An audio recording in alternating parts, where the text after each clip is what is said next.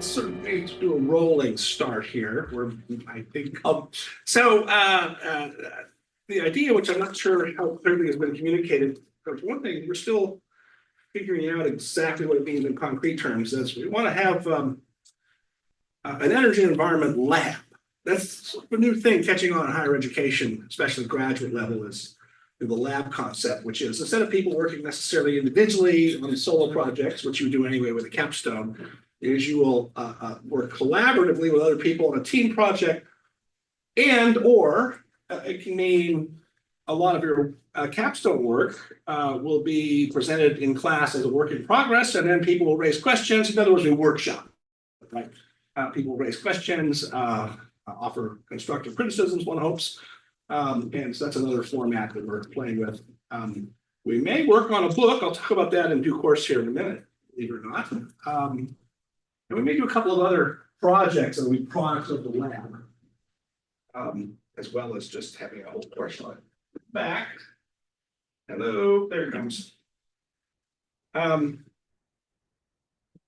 say that. I think Professor Skinner is sort of playing around with the lab concept and strategic studies that she's got going. I should talk to her about exactly how she's doing it and conceiving it, but because that would be helpful. I've seen a couple of energy environment labs at Berkeley, where I've been an inmate for the last 7-8 years. I don't know the folks there very well. I know some of their work, but I haven't actually been over to meet them because it's such a huge place. You can't find anything. So let's see here. Actually, I'm going to start today with a couple of open-ended questions if people want to take a flyer on an answer. So we're a policy school, and although we're going to get a lot into energy science, energy data, at the end of the day, we're supposed to be policy evaluators and policy makers. Oh, that's right. I'm sorry. I'm supposed to be by the microphone, so I'm recorded. Sorry about that. I tend to wander around, especially with a small group of people. What should be the goal of energy policy? What's wrong? What are we trying to fix? What's our goal? Where are we trying to go? Anybody have that's 5 different versions of the same question. What are we trying to do with energy policy? Anybody have I mean, we know what we want to do with education policy and crime policy or justice policy or welfare policy. We're trying to reduce poverty. We're trying to get educated people and improve the quality of our schools, try to reduce crime. That's pretty easy. What are we trying to do with energy? Yeah. Assume somewhere along the lines of reducing inefficiency, which would reduce pollution. Oh, reduce inefficiency and reduce pollution. Good. That's one good answer. They produce a lot of it for an inexpensive and in a sustainable fashion. Okay, let's break that apart. Produce a lot of it at an affordable price, but in a sustainable fashion, which means you lower your pollution externalities, harms of it, right? Okay, that's pretty good. That's also correct. Anyone else? Those are you guys are already got a head start on things. Those are the big ones on our mind these days. The history of energy is really kind of curious. It used to be we regulated energy markets very heavily. We controlled the price of oil, we controlled the price of natural gas, we regulated the electricity markets, still do to a large extent, but that's a peculiarity of electricity and state level. And we stopped doing that, gosh, more than 40 years ago now, for the most part. We even somewhat deregulated electricity, although that's a really complicated story in California. And nowadays we regulate energy for the latter problem, which is we want to try and reduce pollution. And today, especially, I didn't quite say this, but I know you all know it, is we're trying to decarbonize our energy systems because for 200 years, about 200 years, really longer, but in the industrial era, we have depended overwhelmingly on hydrocarbon energy, mainly coal, gas, and oil, a couple other things, but mainly those 3. And now we're unhappy with that, so we're trying to decarbonize it. So if that's our goal, by the way, abundance, we used to worry that energy was scarce, so that's one reason for conservation. We want to make sure we have enough for the long haul. We want to develop alternatives because the worry 40, 50 years ago is we're going to run out of oil and gas. Now the worry is we're not going to run out of oil and gas. It turns out there's tons of it. And that's the problem because hydrocarbon energy, by its very name, has high in carbon emissions. So how do you make, as we call it these days, an energy transition? Now, the second thing though is as policy analysts, okay, you're supposed to go to the next slide. I usually just use this in a manual mode. I'm not sure if I will use this book again for class in the spring or not because it's published around 2010, so it's a bit outdated. But you get from the title, we've been passing big 1,000-page energy bills for 50 years or longer, and they all had some effects. And in a lot of cases, though, they haven't lived up close to the claims and goals of the politicians who promote them. And sometimes they've had perverse outcomes, and understanding how that works is an important thing. And I say the book's out of date now. I know the author, Peter Grossman. He's an economist at Butler University in Indiana, and he's retired now. But I've been in contact with him, and what I suggested was, hey, I'm going to be organizing an energy lab at Pepperdine. Would you be open to the idea of me and a team of students and a couple other outside collaborators I can tell you about doing an updated edition of your book? In other words, we take the story from 2010 or wherever he left off, 2008, forward to today. So a lot of big things have happened between then and now. There was the Obama energy plan that first did not, well, there were two versions of it. There was a bill before Congress that didn't ultimately pass. Then there was an EPA plan, the Clean Power Plan, which was struck down by the Supreme Court. And now the Biden administration is back with a new version of that that's going to grind along for a long time.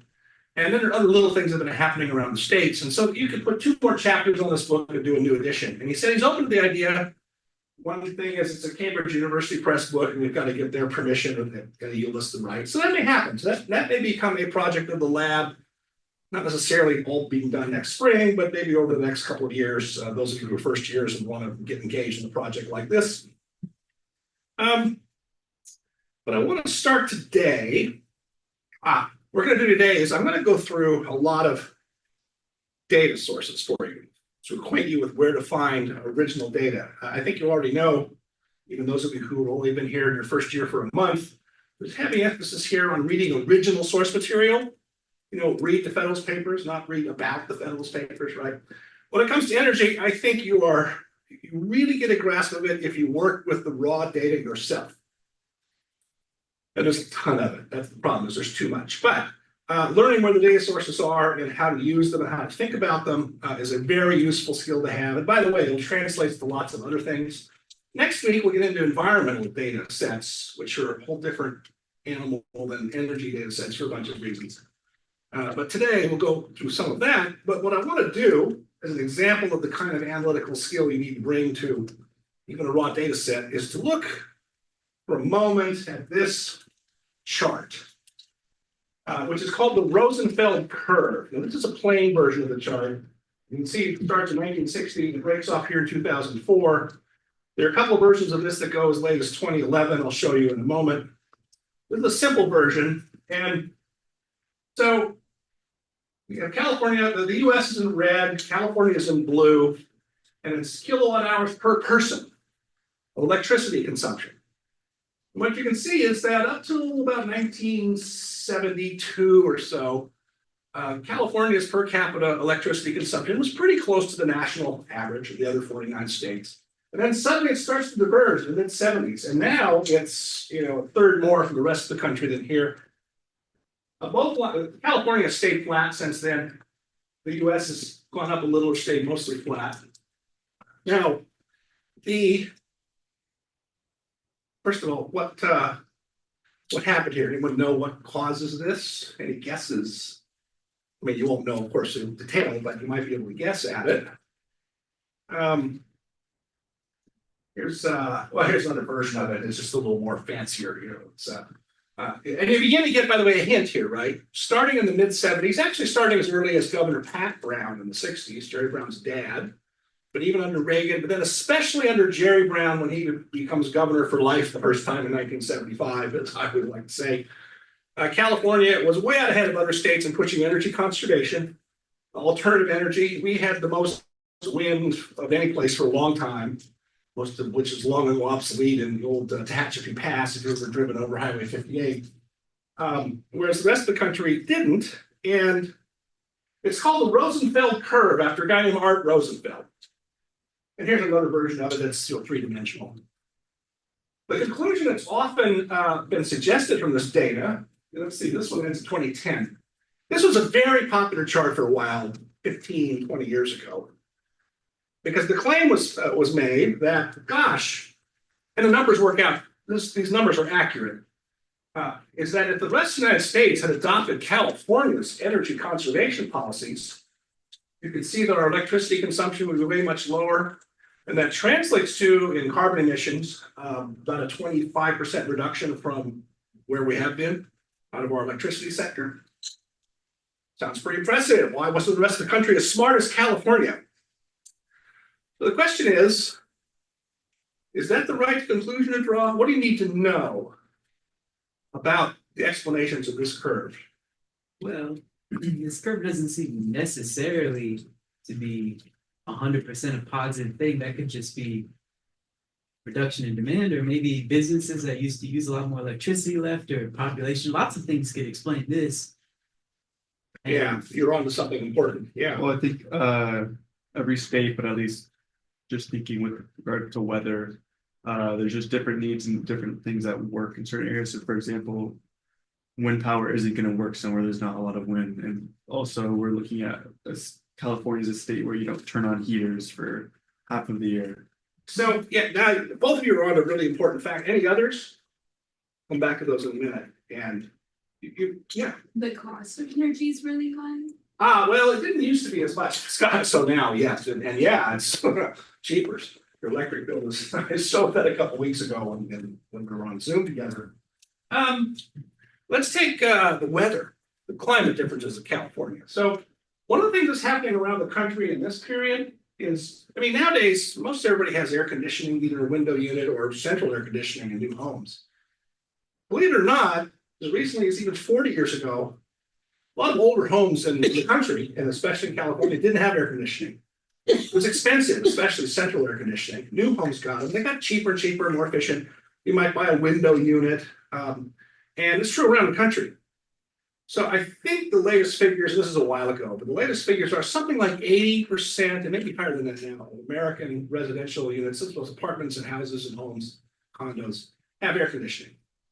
In Europe, the figure is still about 15%. Now, Europe has a milder climate than we do, except Italy and Spain, but Northern Europe, they don't need air conditioning.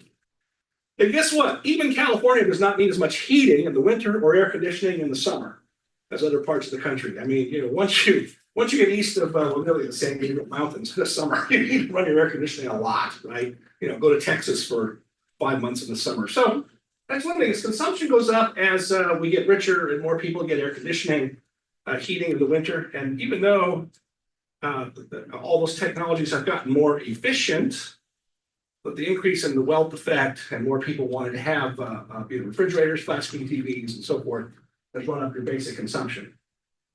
Second, which one of you said industries? California in these years was dominated by a lot of heavy industry, aerospace. We built all the moon rockets here. We built the space shuttles here, large parts of it. We built the F-16 fighters and B-2 bomber, the B-1 bomber. A lot of commercial aircraft. McDonnell Douglas, before it got absorbed by Boeing 20 some years ago now, was in Long Beach. All those companies left. Partly that was the end of the Cold War, and we shrunk defense spending and quit building as many things like that. Oh, we used to build, actually, the Tesla factory in Fremont. That was a General Motors factory back in the 70s and 80s. It closed sometime in the 80s. That was our last car factory. We had a couple of steel factories in the state. Don't do that anymore. So our high energy consuming industries left the state and were replaced by low energy consuming industries. So Silicon Valley, huge wealth creator, doesn't use a lot of industrial scale energy. Now that's changing with data centers, although most of the Silicon Valley companies that are doing AI are locating those data centers not in California because of the cost here, but still. And then Hollywood, this is out of date, but there's a study out of UCLA around, I'm going to say 2008. And I'll talk more about this maybe next week, that found out that Hollywood productions were like the number 2 or 3 leading source of air pollution in the Los Angeles basin. Now, why was that? If you've ever seen a Hollywood production, you'll have the trailers where the stars are and, you know, cameras and running generators, running diesel generators. And that's before they blow stuff up. You know, all the special effects of the action films, right? I'm sure that has changed. I'm sure Hollywood, like everybody else, has gone green, and now they probably have, I don't know what, but you know, but anyway, that was still quite a startling finding, because we still do have a couple of oil refineries, just, you know, down the road here in El Segundo, but they're very heavily regulated, they're very low emission by this point. That wasn't true 40, 50 years ago. And so now, you know, Hollywood studios really a major air pollution source. And sort of, if you'd said that to somebody in 1970, then in 40 years, we look at Hollywood and say, boy, you guys put out a lot of pollution, would have sounded crazy. But there we are. That's how the world works. Okay, there's a really good study, which I won't inflict upon you now, by Jim Sweeney at Stanford and one of his graduate students. And they looked at this whole Rosenfeld curve, and their conclusion was they worked on the factors that you guys mentioned, the different consumption habits here because of our climate. Even if you have air conditioning, you don't run it as much as somebody in Texas or Tennessee and so forth. And then the change of the industrial composition of the state. And what they concluded after a lot of fancy math was only about 22% of that difference can be attributed to the policy choices the state made. The rest of that gap is relates to the factors that you both brought up. The changing composition of our economy, the difference in the climate, and so forth. And so as such, the California policy experience is not necessarily replicable to other states in the country. Because even if you did impose lots of energy conservation mandates and so forth on Michigan and Ohio and Indiana, they still make cars and steel there, and you know, a lot of manufacturing activity that's going to be higher in consumption of electricity. It might be cleaner electricity, we'll come to all that, but it's still, their numbers are going to look like what they've done, and the California policy is not exportable. And so the Roosevelt curve kind of disappeared as a big talking point for energy conservation people. So here's the point is, you know, this is an interesting data set. And one of the tasks of learning how to do energy analysis well is to ask those second order questions of what are the other important variables that you need to have in mind to understand what's really going on. And that then helps inform what policies are going to work, what policies may half work, and what policies may not have that much of an effect at all. Okay. Now, which one of you said sort of energy, the goal of policy should be energy efficiency and conservation over time? I think both of you guys said that. Okay. One important rule, especially in the environment, but also energy, and of course the overlap, is I call it the trend is your friend. I said trend is your friend. Doesn't mean all trends are friendly or happy trends. They're bad trends. But the point is, understanding the direction of change over time and the magnitude of change over time is very important to evaluating policy, understanding the relative rank of different kinds of problems. And so I like to start with this. This is your just, and this is 10 years out of date, but this wouldn't change. Well, actually it goes flat at that point. This is basic US energy consumption from 1949 to 2012. Measured in BTUs, the British thermal units. And you can see we went, you know, from, I'm going to say that's 35 billion BTUs to, what's that, 100, what's the measurement here? It's, yeah, maybe it's 100, that's tons, I guess. No, billion BTUs, okay. So, and you notice it flattens out starting in the 2000s, and it's actually gone down slightly the last few years. Our energy consumption, now, by the way, BTUs lumps together everything, electricity, gasoline and diesel and natural gas that we use for everything in your homes and generating electricity. It homogenizes it into the common measurement of BTUs. So that's one good way of doing an aggregate measurement. And so you can see it tripled there over those years. That's, you know, the great years of the country's economic expansion, of the baby boom, with population growth, and so forth. So that's a lot of energy growth. Now, you want to talk about ways of thinking about energy in relation to other things. And one important measure is how much energy do we use for every dollar of economic output? Because our economy grows like crazy, right? But if you look at Energy consumption per dollar of output, these are $2,005. You can see that we used to be up at like, 18,000 BTUs for every dollar of stuff that our economy makes. And now we're down below 8, and I think it's continuing to drift down. So we've been getting more energy efficient for quite a long time. I mean, again, we don't really start serious energy conservation and energy efficiency standards until sometime in the 1970s, and the slope does pick up a bit, but not radically. It was already going down before then. And one, again, like the Rosenfeld curve, one of the things to think about for policy evaluations is how much do our policy interventions affect the trajectory of these curves? Not always so simple to do. And finally, since we're talking a lot these days about carbon emissions, a similar calculation looks like this. This is the carbon intensity of our energy use, which is, in other words, the tons of carbon dioxide per dollar of gross domestic product. And you can see that falls by 2/3. And it's falling before we get into the whole decarbonization enthusiasm, which really doesn't start to the 1990s. Doesn't really pick up in a serious way till the 2000s, 20 some years ago. And it's still going, by the way, it's still going down. Okay. Now let's do this next. The next thing I want to do is I want to show you some of the basic information data sites to be aware of. And you don't need to, as I say, you don't need to try and write these down. I've got them on a Word file that I'll have Melissa transmit to all of you, so you can just pull the links off of here at your own leisure. But what I want to do is start with a couple of things before I do the data sets. One good one-stop shopping place for news and opinion about energy is the Real Clear Energy site. This is part of it. Any of you read Real Clear Politics? That's how this site started 25 years ago. And as you can see it up here, you'll see that there's politics, policy, markets, energy defense, science, books, and culture. So it's really expanded. They had for a while a Real Clear Sports site, which I thought would go great. And for some reason it didn't. I think the people who read this are either political animals or wonky people like me. Anyway, this is a good site to check in on. They curate it. A lot of the articles are opinion articles, and that's okay. You want to see what opinions are across the board. Some of them are news articles, though, or articles that will convey some useful information to you. And then they've got the sidebar and all kinds of things. And this is a good site to know about and check from time to time. Needless to say, you can't read all this on here. You won't read anything else, and it's ridiculous. So you want to pick and choose. You want to tailor it to whatever your particular interests are, or maybe what we're working on in class and so forth. That's the first one. Now,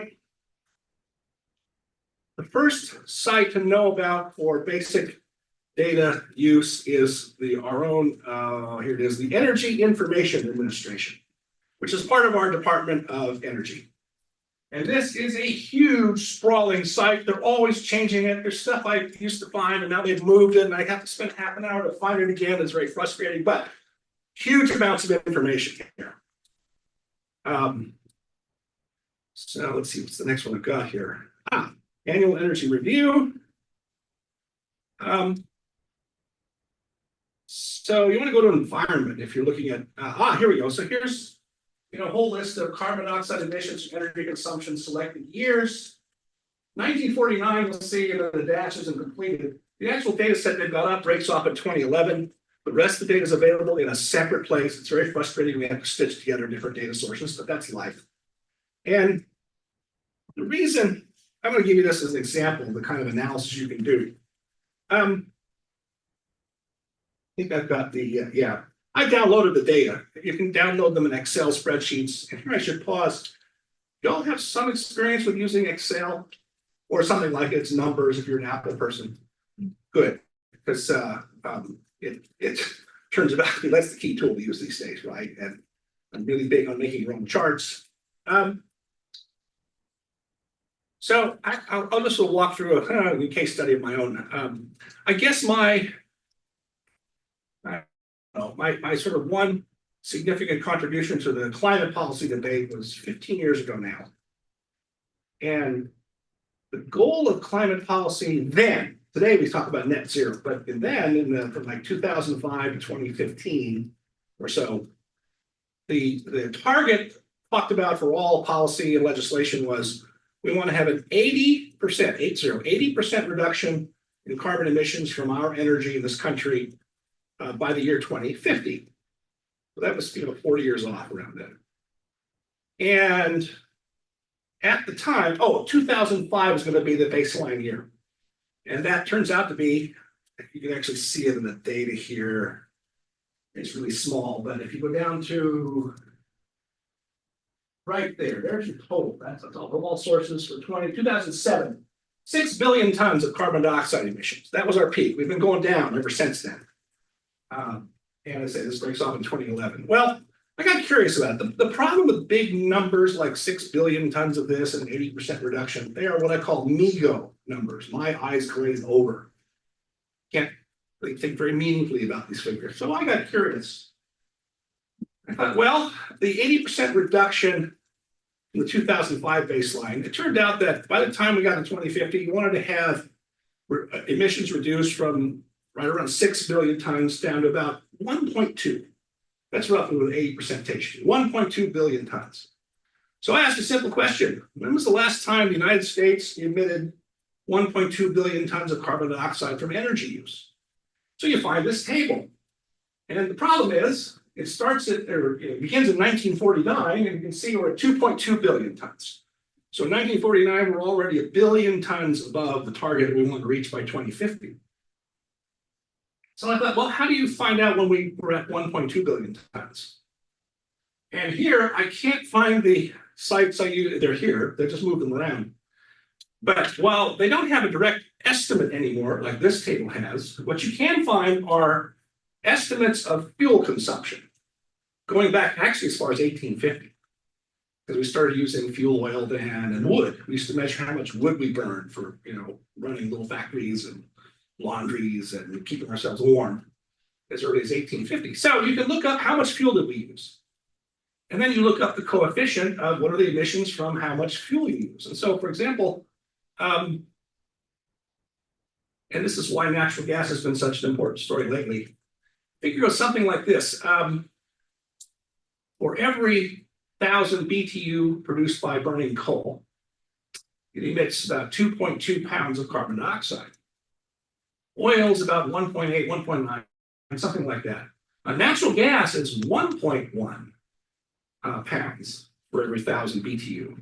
So you can see, by the way, why we get large, and recently this has been a huge story, we get large carbon emission reductions from switching from coal to natural gas, which our utilities have been doing very rapidly for the last 15 years. So as a simple matter of math, I just found out how much coal we use all those years going back, and I built my own spreadsheet, which is unfortunately not on my laptop anymore. It's a little hard drive I've got to dig up and then update. And what I calculated was the last time the United States emitted 1.2 billion tons of carbon emissions from our various energy sources was 1910. Okay, more than a century ago. At a time the United States had 93 million people. Now we have, what, 320, 30, something like that, right? The average income then adjusted for inflation for today was about $6,000. Today, we're 40,000, whatever the number is now per capita. We also have a lot more of us, right? So the next thing I did was, 93 million people, 1.2 billion tons, that worked out to, I forget, 10 tons a person or something like that. But today, if we have the year 2050, let's say we don't grow as much. Maybe we have 375 million people. Who knows? The census estimates change all the time, and they're usually wrong. But that means that on a per capita basis, this number I remember clearly, but on a per capita basis, we each can account for only about 2.4 tons of carbon dioxide emissions. Anybody know what our average per capita emissions are today, by the way, per person in the US? You take the total amount divided by the population. It's about, I think we're down to about 17.5, down from a peak of about 19.5, maybe it's 18. I haven't done the calculation lately, but you see the point. We're going to go from all of us, emitting 18 tons a year down to 2.5, 2.4 tons a year. By the way, anybody know how much carbon dioxide each one of us breathes out every year? Any guess? I don't know, but it's. 800 pounds. Yeah, I mean, it sounds like a lot, you know, it's like, shit, no wonder I'm sitting so fat, you know, I'm not breathing out enough, I don't know. So you realize the point is that 2.5 tons isn't very much. California, by the way, has always been lower. Here we're about 12 tons again because of our lower energy use and efficiency, plus our portfolio is greener, so to speak. Here's a question you can ask. What countries today have per capita emissions of 2 to 3 tons per person? Any guesses? What's that? Uganda. I'm not sure about Uganda, which is well, so you know, like Africa, the tragic continent. Some countries are doing well, like Botswana, other countries not. But yeah, it's Haiti is about 2.5 tons per person. Jordan, which is you know astonishing how poor Jordan is. But the point is, it's the poorest countries in the world, which by the way usually have terrible environmental records because they're so poor. You had your hand up. I'm sorry. Yeah, I was gonna just bring up the question of with the estimate of like 350 million people or 370. Yeah. Would that also just be because there's more people? It's not necessarily that efficiency is getting better. It's just that you're dividing the output among more. Well, I mean, like I guess for like example, like with Haiti and Jordan, like or like a lot of these underdeveloped countries, they are not environmentally, I guess you'd say, conscious. well, But because of like right. Let's see. Let's go back to here. So how do you reconcile this chart? Energy consumption going up, energy efficiency getting better? It's because the numbers increase. In other words, per capita emissions may be going down, but we have more per capitas. Yeah. Right. You're on the right track there, but I think the way you framed it was sort of backwards, which is, you know, we can all go down to one. Put it this way: we can go down to 1 ton of emissions per person, but if the U.S. had a population of 1 billion people, yeah, I guess that was my question. Of yeah, like, more, right, yeah. Again, that's another one of those things you have to hold constant as you analyze these things. So, you know, you can do these sort of general measures of increasing efficiency and so forth. That's all good. Don't celebrate. We're doing great. Great. We're doing well. We're not the energy wasters a lot of people think we are, but we are a growing country. I'll just say this here, leave it aside for discussion some other time. I actually argue the United States is, I mean, we're the richest country in the world. We're also, I argue, in a meaningful sense, still a developing country and always will be. Partly that's the immigration story that's so hot for other reasons right now, but partly it's the dynamism of our economy and so forth.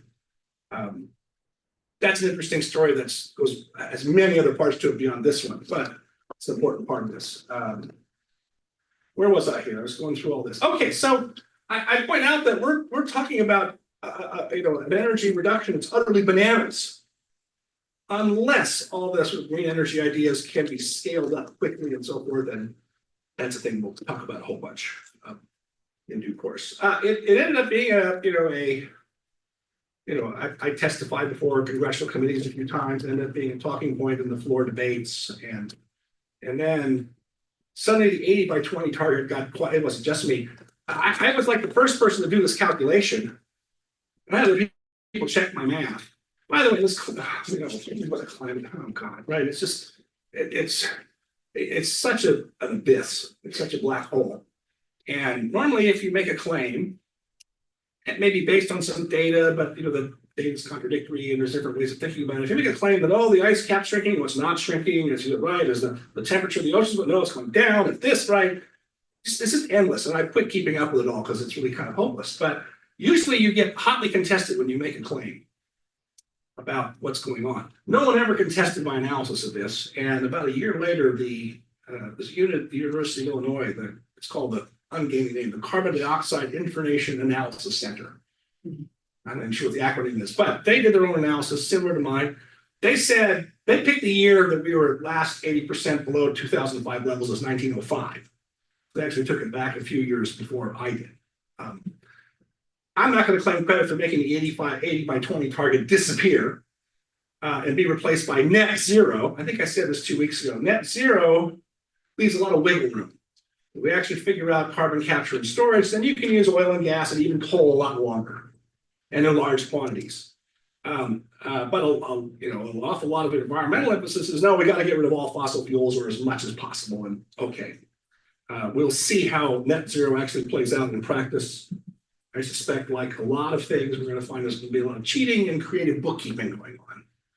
Because you're playing this, you want to keep the lights on and the factories running. And that's going to be priority number one. Don't pay any attention to what the politicians say. At the end of the day, actually, one of the leading advocates for renewable energy for 50 years now, Anne-Marie Lovin, says Americans want two things. They want hot showers and cold beer. And if you can't deliver that, your energy policy is not going to be politically sustainable. And he's kind of a, I guess a lefty, you might say, but he gets it. Okay, so this is the kind of thing you want to learn how to do is, take the raw data sets, ask some questions, compare it to other variables, and I'll show you lots of ways how to do that. So Energy Information Administration, you pull up your environment tab and you'll find lots of data sets. You can download the spreadsheets and so forth. So that's number one, the EIA. I used to know the people when I lived in Washington who ran it, Howard Grunspect and Mary Hutzler, and they're Blue Crew people, but they're very, very good. And they shoot straight. They're not politically influenced at all. Now, over in Paris, we have the EIA. Over there, it's the IEA. And that stands for the International Energy Agency. Here somewhere. They're 50 years old now. It was set up in the 70s when we had the first oil crisis of OPEC and the rest of that. And oh gosh, I got to speed up here. And again, it's huge. You can read the reports, they have their own chart books and so forth. They do have their own data portal, which I recommend using. Some of their data sets are proprietary. In other words, they want to charge you $500 for access and for really detailed information. They have a lot that are for free. If anyone picks a capstone course on international energy or something, and really they have a data set you really, really want, I'll explore getting a license for. I'm sure they have a nonprofit or university rate. I'll explore getting a license if someone really wants to dig into it. But you want to get familiar with it and see. It's a fantastic site. The next one I like is the Statistical Review of World Energy. It's not put out by the Energy Institute based in London. It was put out for many years by BP, British Petroleum. They decided 2 years ago to give it up for some reason. And Energy Institute took it over. And this is one of the best data sets around. It's country by country, broken down by energy source, end use, all the rest of it. You can download all their data in Excel files and do lots of your own analysis of it. I have a friend of mine, actually it's a guy I'm coming to in a little while here, someone to pay attention to, who I may have here as a speaker in the spring. And I love this site. Another site that's good for not just energy, but for environment and lots of stuff is called Our World in Data, run by a guy named Max Roser and a lady named Hannah Ritchie in Oxford. And I don't know if you can read it. You can see across the top, CO2 emissions over there on the left. Energy there in the middle, and maybe some terrific, terrific stuff. And also a very usable site where you can look at their data sets and use them and so forth. We'll come back to this on the environment because they've got great stuff on environmental issues on the global scale too. And then what's my next one here? California Energy Commission. Which has been around actually since the early 70s, so it's 50 years old. Now they have lots of reports and things, and a lot of it's, if I say bureaucratic propaganda, I don't necessarily mean that in a pejorative way, but unless you're chasing after a specific issue, I mostly skip over their reports and just look for their data. So they got, a data and reports tab, and you can pull down, all kinds of different stuff.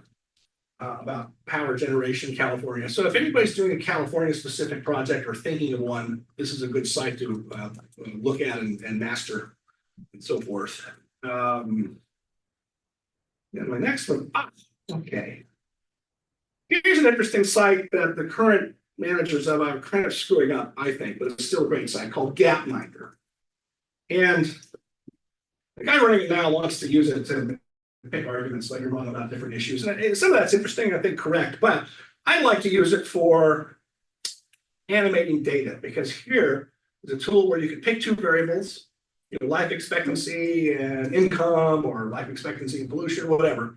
And you can take the data back sometimes as far back as 1800 or earlier, and then you can set it all in motion. So let's see if this one's working right now. Yeah, so this is GDP per capita and life expectancy.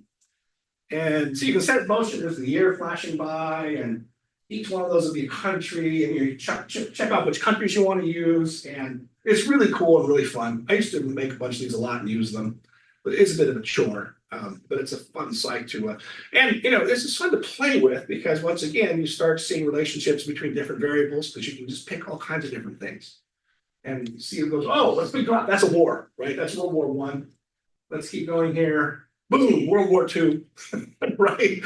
You can see the effect of really shocking things, and there's a whole world moving that way. So you can do these endlessly all day long. I'm endlessly amused by using Gapminder. So I say you can use it for a whole lot of different things. And we'll look at some Gapminder stuff in class in the spring. Now, here I want to switch to a number of people that I like to follow.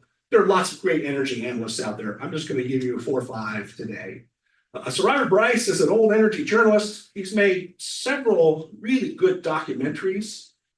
He also keeps a database about all the wind power projects that have been canceled because of local opposition around the country. It's made it into the New York Times, the Wall Street Journal, and elsewhere. Robert's a good friend. He is keen to come visit if the schedule can work and screen one of his movies and also come to class. And he has a Substack, very popular Substack. He's converting it to fully paid subscriptions on October 1st. I will see if I can get a student subscription rate or class license or something from him. I think he'll let me do that. And now well, put it this way. He's, you might call him energy realist. He's among the very many people who say, look, we're going to be using fossil fuels for a long, long time. It's just how much and what ways can you mitigate emissions and so forth. He's very skeptical of wind power. He's very enthusiastic about solar power. Batteries is kind of in the middle, and we'll come to batteries in a minute. So on the other hand, one other person of note, Václav Smil is a Czech energy expert. He's now professor emeritus at the University of Manitoba, written 47 books, half of those about energy, and they're really good. Some are very dense and technical. Others are written or pitched at a more accessible level. I can recommend some of his titles. There's a few of them here: Energy in the Developing World, Energy in Agriculture. He's a very colorful guy. He's kind of cranky, but that's one of the things I like about him. And then somebody who I follow because I know him pretty well is this everybody's a young guy next to me now. Jesse Jameson of Princeton University is maybe the best, or if he's not the best, he's in the top 5, I think, analysts and experts on renewable energy, very enthusiastic about renewable energy and decarbonization. And he can go 10 levels deep on what's required for decarbonization to work. I'll either get him to come out here if I can get him to come all the way out from Princeton, or I'll get him by Zoom for class in the spring. Because I like the guy a ton. You can follow him on Twitter, which I do, because he's really, there is what some people call energy Twitter. There's not really a hashtag for it, but there's sort of a community of people on Twitter who do these things, and he's one of them. And I highly recommend following him. And the next guy is a guy named John Kemp, who's an energy analyst, I think, for Reuters in London. He does, in fact, here's today's. He does a daily email. And here's today's. You can get this in your, an email, but also it's on his website. And he does a whole bunch of charts. One of the things he does that I will transmit to you is this. Like twice a year, he'll do his recommended reading on energy. Each one of those is a live link, and I'll send this to everybody. And so you can chase down a lot of rabbit holes here, but I think he's very good to follow on a daily basis on energy news and data sets and trends. And like I say, he makes a ton of his own charts that are really good. Let's see here. I don't think I have any there, but and then I'm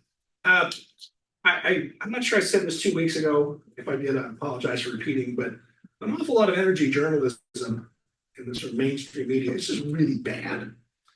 But there are some exceptions, and when there are exceptions, it's worth pointing them out and giving them praise. And one of them is this guy, Javier Blas, who is the energy, it says energy commodities, but he's the energy writer for Bloomberg.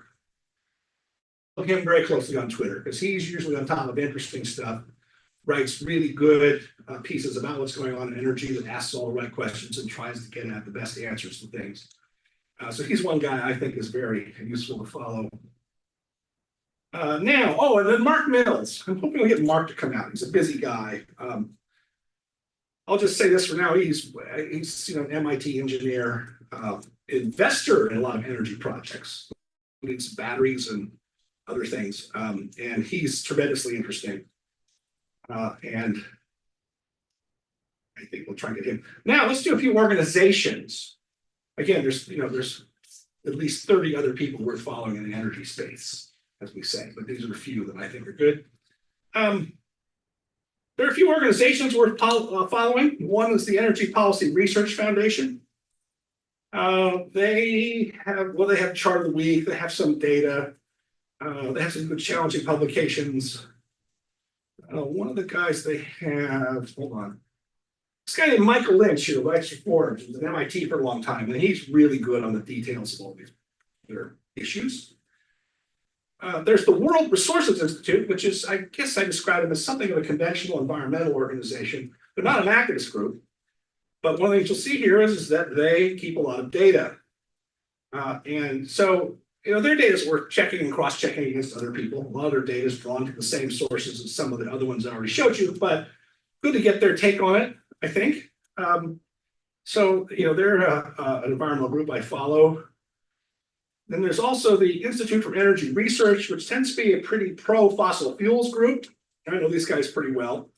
And they don't do as much sort of data tables, but they do a lot of analytical work that I think is pretty good and worth knowing about depending on what your interests are and what you may want to work on. And then, up the road, mentioned somebody before we started, there's an Energy Institute at the Haas Business School at Berkeley that does some terrific work. By the way, they're the ones who have an energy lab, energy and environment lab, that I'm going to copy from. And their reports are always worth reading. There's one, here we go. They just got a report out recently on, it's there in the middle, the distributional effects of tax credits for heat pumps, solar panels, and electric vehicles. Severin Borenstein does terrific work on this. He first, 5 or 6 years ago, said, we have these $7,500 tax credits for electric cars, which the Biden administration has expanded. And Borenstein somehow got the tax data, says, who's taking advantage of this? In other words, what's the income distribution? What kind of people are taking advantage of this? Any guesses? Pretty easy, really. Nobody wants to guess it. It's kind of embarrassing. It's all rich people. It's all people at the top 1 or 2% of the income distribution are taking advantage of the tax credit.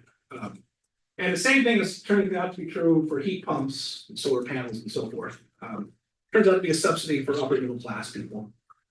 Okay, if your goal is you think it's going to drive down emissions, maybe you don't care, but it's still kind of embarrassing, especially at a place like Berkeley, where they have a progressive disposition, right? But they do great, very straightforward work and honest work on this, I think, and I like following those guys.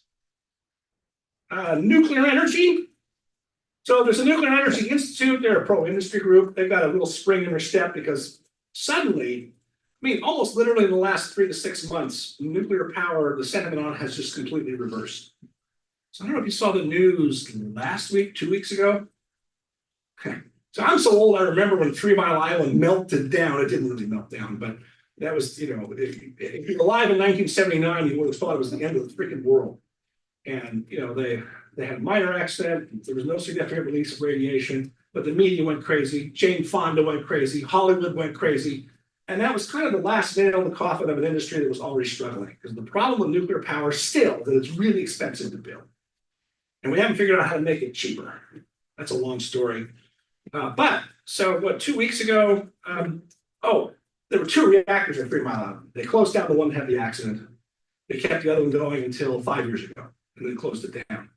So now it's 2 weeks ago, they're going to reopen it. And it was just announced this morning that the federal government is going to give a lot of money to Michigan to reopen 2 nuclear power plants. And this is unthinkable even 5 years ago. And by the way, something quite significant. We finally built one new large nuclear power plant in Georgia, the Model 2 it's called. It came in at twice the projected cost, no surprise, they all went that way. But Secretary Granholm, the former governor of Michigan, she went down for the opening and she said, we need to triple the size of the nation's nuclear powered fleet. And we need to think about reopening closed plants.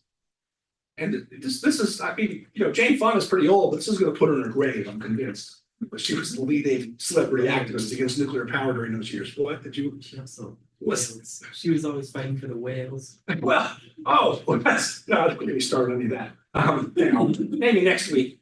So this is really Germany, which in a fit of madness, I think I said this 2 weeks ago, decided to close down its nuclear fleet, is this week talking about maybe reopening some of them. There's no reason to do that. It's just dumb. Yeah. So the point is, if you're going to want baseload power, you are going to want to have nuclear energy probably. Once it's up and going, it's carbon free. This is something we want to explore in class, is how you estimate costs over the long term. They're very expensive to build still. Maybe we're going to get a new generation of smaller modular reactors, and that's a great research topic for somebody. Just lots of activity, endless stories of people putting real money into it, like Bill Gates has probably put $1 billion of his own money into it. Okay. One little thing I'll just mention in passing. Our first nuclear submarine was launched in 1955 or 54, 55. It's a long time ago now. Almost 70 years ago. And we had all these nuclear powered Navy ships. Never had an accident in any of them. Where, by the way, you'd think the potential for an accident might be higher because just think confined space around the ocean and in battle and so forth. And one thing to keep in mind is that the Navy has always been able to develop their own reactors and build them and put them in ships without the involvement or interference of the Nuclear Regulatory Commission, which regulates the civilian nuclear power and arguably over-regulates it. This has been a long-running argument for years. I had a good friend of mine who worked at the highest levels of the NRC, and I remember calling him one day about 2010. There's nothing happening in nuclear power. I said, Glenn, how many people work there? Oh, 5,000 people work here. What do you guys do? What are 5,000 people doing? We're not building it. Well, we got to review the annual reports and say, okay, there's room for some of them, but still, you see an aspect of the problem that we'll want to think about. So they've got to bounce in their step. One thing I've skipped over today, and I don't know enough about it because I've always thought I'm skeptical, but suddenly things seem to be moving, and that's hydrogen. So some of you knew Mr. Declan Mattern, who was here, just graduated, right? He's big into hydrogen. The Jesse Jenkins fellow I was mentioning at Princeton, he's written this in the last couple of days, and he thinks the cost of hydrogen catalyzers is going to start coming way, way down, the way solar panels costs have come way, way down in the last 20 years. Why that's important is hydrogen is a great fuel. Doesn't exist in nature. I mean, it exists in nature, but the problem is it doesn't exist in the way that it's not like natural gas you pull out of the ground. You have to make it either by hydrolysis or by a refining process using, guess what, natural gas. Well, if you're going to get your hydrogen from natural gas, that's not that hard to do, but it means you got to produce a lot of natural gas, which means more drilling, more fracking, which a lot of people aren't happy about. But we'll see about hydrogen. There are other challenges to it, but suddenly this technology, which for a while looked just too exotic, too fringy, too difficult to make work, now people are giving it a second look, and we'll see. Something interesting might happen with that. Now let's see, I think the last of my, that's the last of my sort of energy sites for today. I'll distribute that sheet with a whole list of them. I'll do a number of sites similar to this next week on environmental topics. A little bit of overlap, but not a lot. Let me pause here, by the way. I'm ripping along here, and we're not in that big a hurry, but I can pause for a minute if anybody have any questions or comments or curiosities. I'm going to grab some water too. Well, you had hinted at it, so maybe you're going to get to it, but I am curious how you evaluate the cost versus the actual production of electricity, like per unit of electricity you're producing, because sure, with nuclear, there might be tons of startup costs, but it's gonna last probably a lifetime, and during that whole time, it's not like solar where there's any times where it's offline. Yeah. So how do you make a financial evaluation? It almost seems like we just don't have the will to make the initial investment. Yeah, so I mean, I actually am coming to the broader question you asked a little bit in a minute. Just the merest tip of the iceberg look at it. But if you go back to the history of nuclear, civilian nuclear power, we built these things with like a 60-year lifespan in mind with a 40-year licensing period. And one thing that's happened, so Diablo Canyon, our last nuclear power plant that we decided to keep after all, which I predicted was going to happen, it was at the end of its first 40-year licensing period. It could go for another 40 years or longer.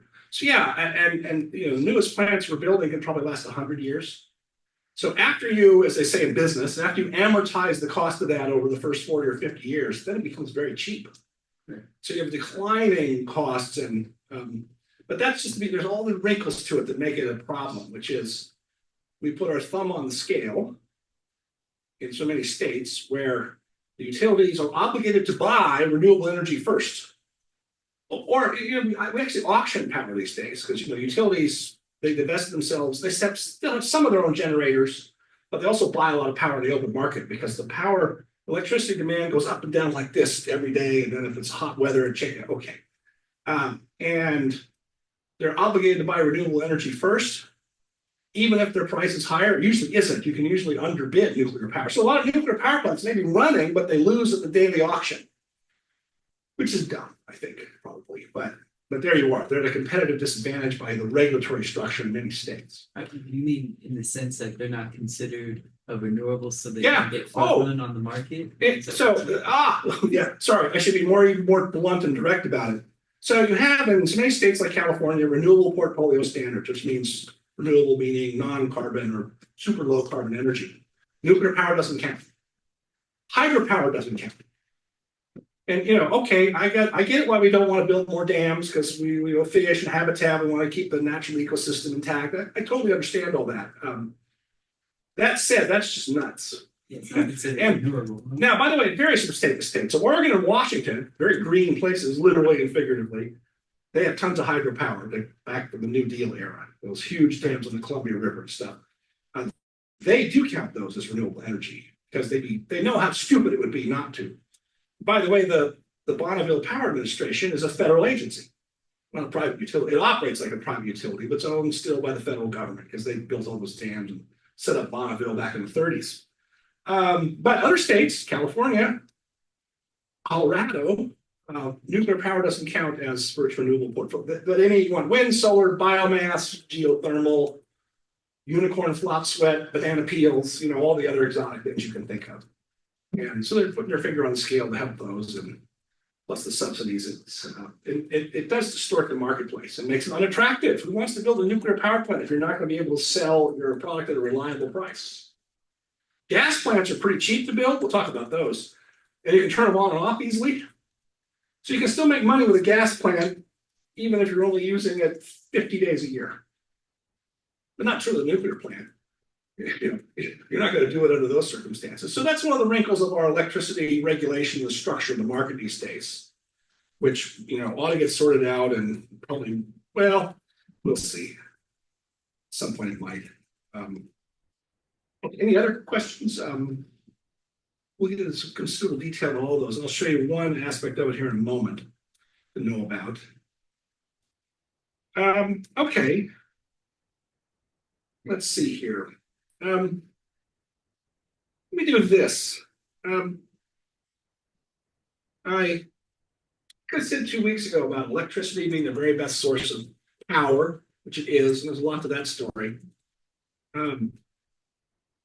So why didn't we have any electric? We started out with electric cars. Those were the first cars in the 1890s and early on were electric cars, but we quickly abandoned those for diesel and gasoline engines. Why? Because they just didn't go very far. And of course, the technology was lead acid batteries, and those are really icky. And so here's the problem. Could you make a solar powered car you're actually seeing it. There have been some experimental ones. Usually it's, engineers at Caltech and MIT who were bored and they build a solar powered car. You run them in the desert, they'll be up to 60 miles an hour or more. Problem is they're always very lightweight and low to the ground, very aerodynamic. Why? Well, because the energy density of the electricity from the solar panels is not enough. And it works out with something like this. I actually got the figures on this. If you have a solar powered car that covered 2 meters of solar panels, it would give you 2 horsepower. So, I think the most economical gas powered car these days is like 120 horsepower.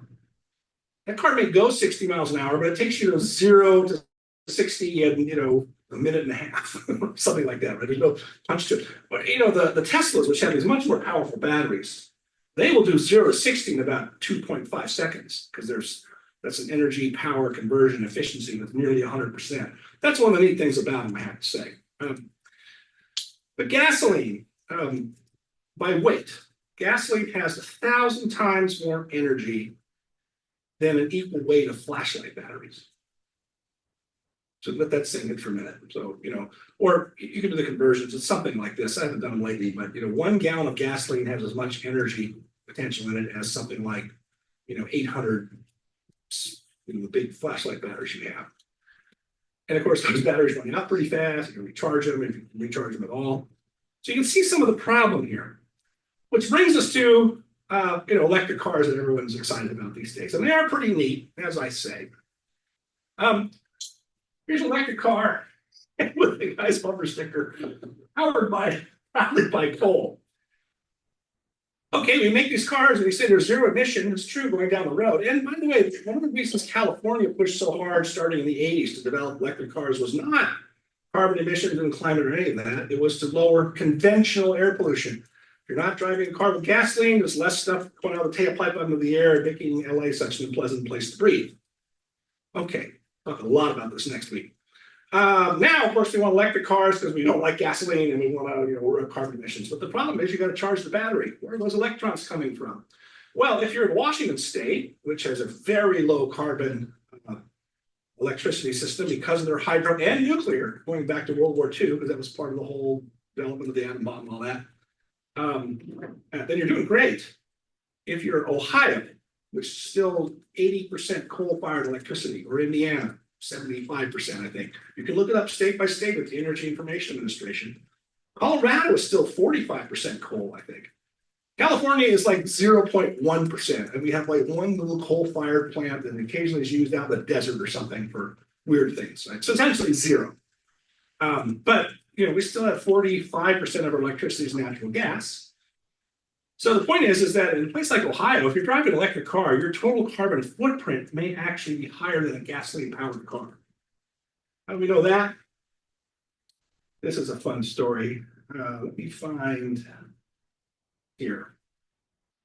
So Volvo, they have their C40 electric car. It's really neat. And they did a study here about 1.5 years, 2 years ago. And their conclusion was pretty startling.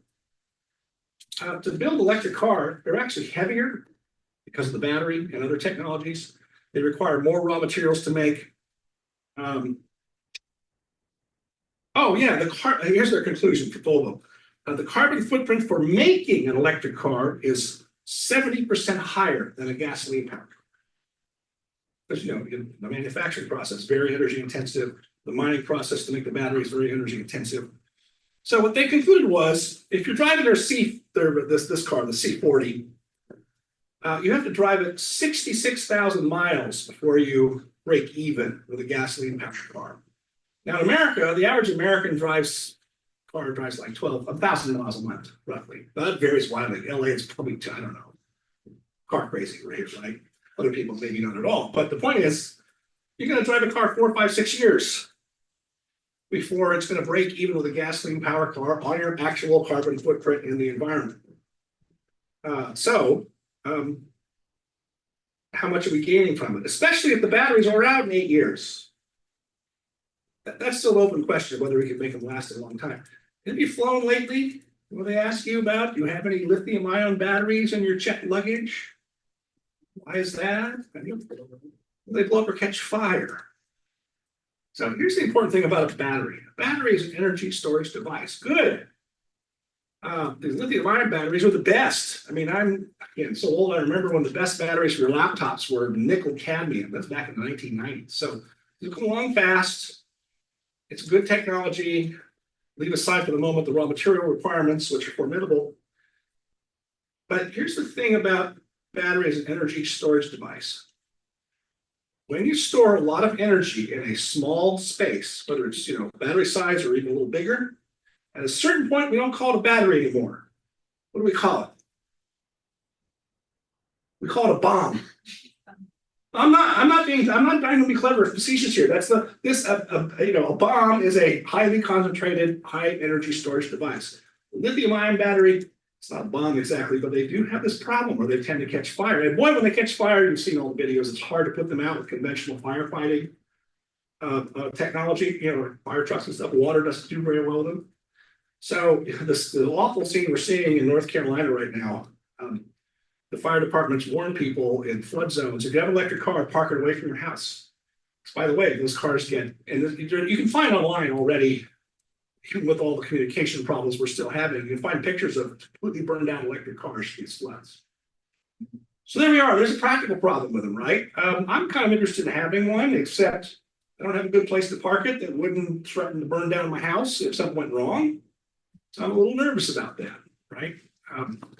If I had a place to park it with a charger that's not, then a lot easier to think about getting one.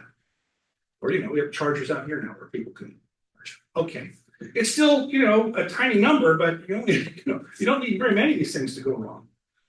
And then start doing it on a larger scale, like the utility scale batteries. The other problem. Oh shoot! What did I do with Simon Michaud? Oh, darn it. I closed the window on this energy analyst. Yeah, no, it was there. I'm not sure where I put it. It's an energy analyst for the government of Finland named Simon Michaud. And he's done an absolutely devastating report going through what the material requirements are to have a largely electric car surface fleet for the world, or even just the industrial world. And the numbers are staggering. And actually, his report's quite long, so I'm just going to sort of show you the cover. But one of his figures is, so what do batteries need? A lot of copper, cobalt, 3 or 4 other, especially copper. So in the next, I think this figure is something like this. I may be off by 5 years, but in the next roughly 20 years, if we're actually going to make these targets for grid scale batteries on a large scale for us in Europe and elsewhere in our car fleet, we're going to need to mine more copper than the human race has mined up to this point in all of human history. There's your resource constraint on electrifying everything with batteries to make solar and wind work. Now we're doing pretty well, in California and elsewhere. We're putting in batteries to make up for the fact that the sun goes down and the wind stops blowing. A long way to go to make that work. But the idea that that's going to scale up to a target of net zero by 2050 looks increasingly fantastic. Leaving aside the problem of, this technology is still a little bit hazardous in some ways. Yeah. I had to go just a minute to get Sure. to class, but I did just want to ask. I've been interested in the potential for you were referencing hydrogen, Yeah. and as far as I understand that, whatever the fancy word is for the process of creating hydrogen, it's very energy intensive, I guess. Yes. That's right. But is there potentially a future in using nuclear energy and power in the hydrogen process to create Yeah. hydrogen fuel cell cars? Yeah. So that's right. I mean, yes, it's very energy intensive.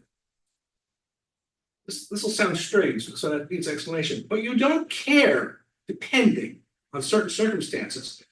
There are certain times of day when we have surplus electricity in the state. And sometimes at night, you have surplus electricity, like 2 in the morning when the nuclear power plants are running. Then they can throw a switch and you generate a bunch of hydrogen, that surplus electricity. Then you don't care that it's energy intensive.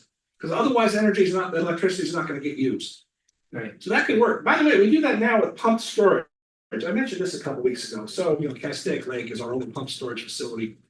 The first thing you might say is, well, gosh, why don't we just do a lot of pumped storage? It sounds like a perpetual motion machine. You let the water run out like a dam, generate electricity, pump it back. When you've got extra electricity, we're good to go. Doesn't quite work that way. It's on net, it's an energy loser. In other words, it takes more energy to get the water back up the hill than you get out of it when it comes down. Right. Except for the reason I just mentioned, if you are refilling the lake when you have surplus energy, you don't care that it's energy intensive.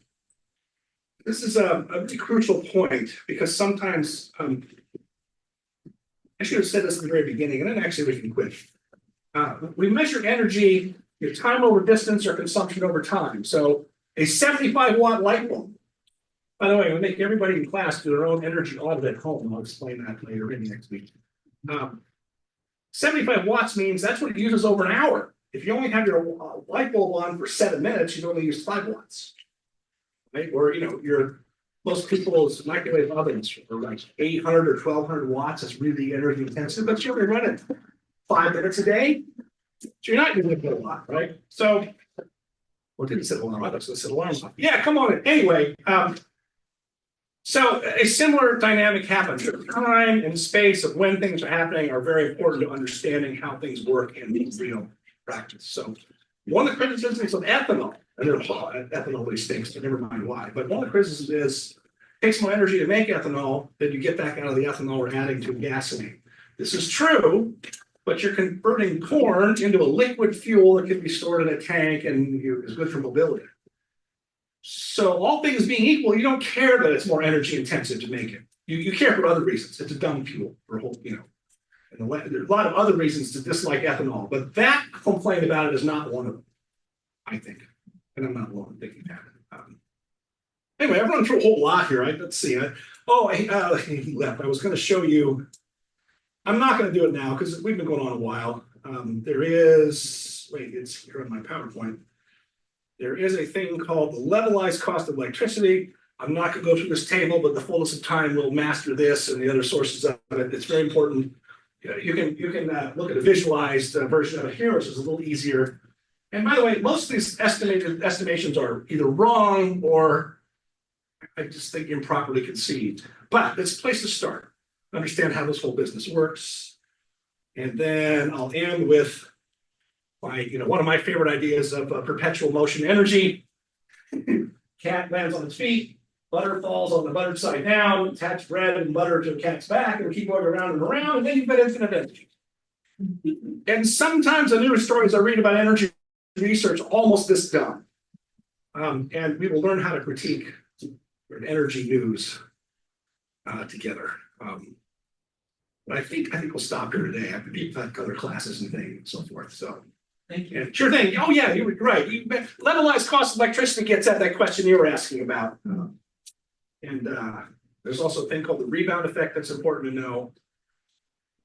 So next week we'll do environment and we'll give a couple of loose ends from this, but we'll have a good time. So Thanks. okay, sure. See you soon. Hope.